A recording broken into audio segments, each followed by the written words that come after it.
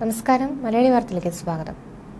ആദ്യമായി വിഴിഞ്ഞത്ത് നങ്കൂരമിട്ട San Fernando കപ്പലിൽ നിന്നുള്ള ആദ്യ കണ്ടെയ്നർ ഇറക്കി. ജൂലൈ 12 വെള്ളിയാഴ്ച കപ്പലിന് ഔദ്യോഗിക സ്വീകരണം നൽകും.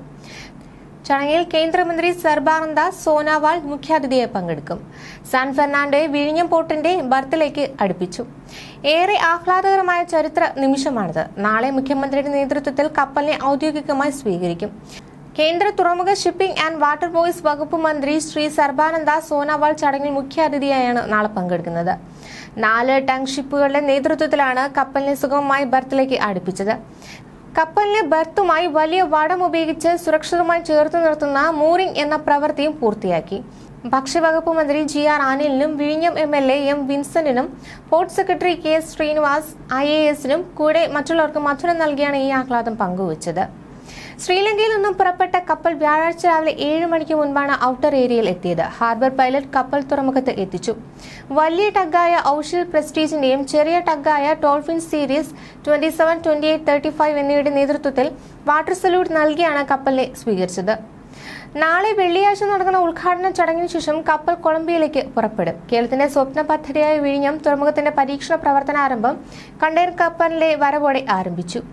ആധുനിക ഉപകരണങ്ങളും നൂതന ഓട്ടോമേഷൻ IT സംവിധാനങ്ങളും കൊണ്ട് സജ്ജീകരിച്ചിരിക്കുന്ന വിഴിഞ്ഞം ഇന്ത്യയിലെ ആദ്യത്തെ സെമി ഓട്ടോമേറ്റഡ് തുറമുഖമായി മാറും. 2024 സെപ്റ്റംബർ അല്ലെങ്കിൽ ഒക്ടോബറിൽ തുറമുഖം പൂർണ്ണമായും കമ്മീഷൻ ചെയ്യപ്പെടും.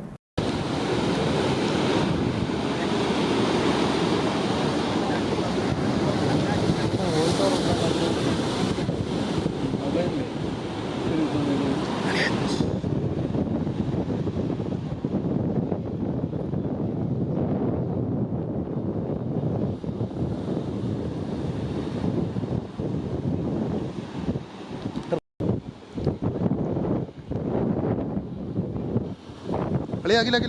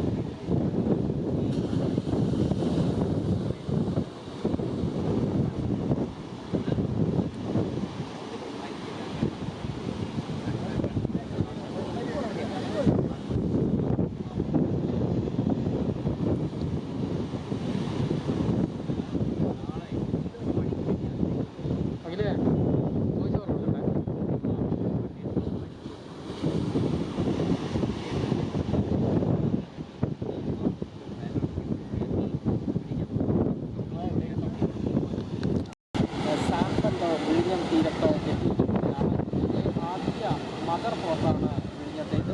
അതുകൊണ്ട് തന്നെ രാജ്യത്ത് കണ്ടെയ്നർ ഇറക്കാൻ എത്തുന്ന ആദ്യ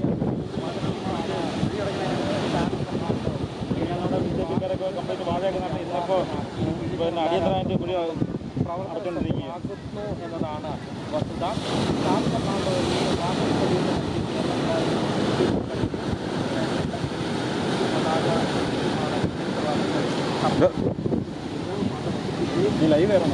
ഇടുന്ന് ഇനി എപ്പോഴും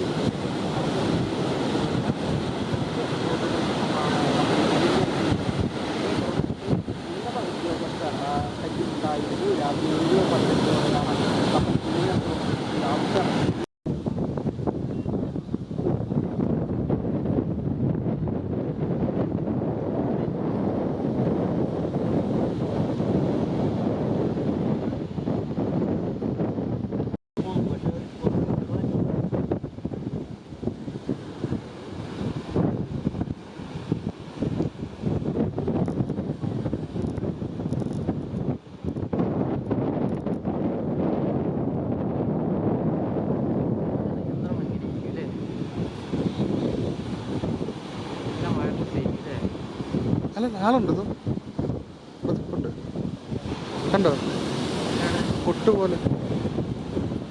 അതിൻ്റെ അപ്പുറം ഇപ്പുറം കണ്ടൊരു ചെറുതായിട്ട് അവരെ ലോക്ക് ചെയ്തായിരിക്കും ഇവിടുത്തെ. അതുകൊണ്ട് ഒരാളിറങ്ങുന്നുണ്ട്.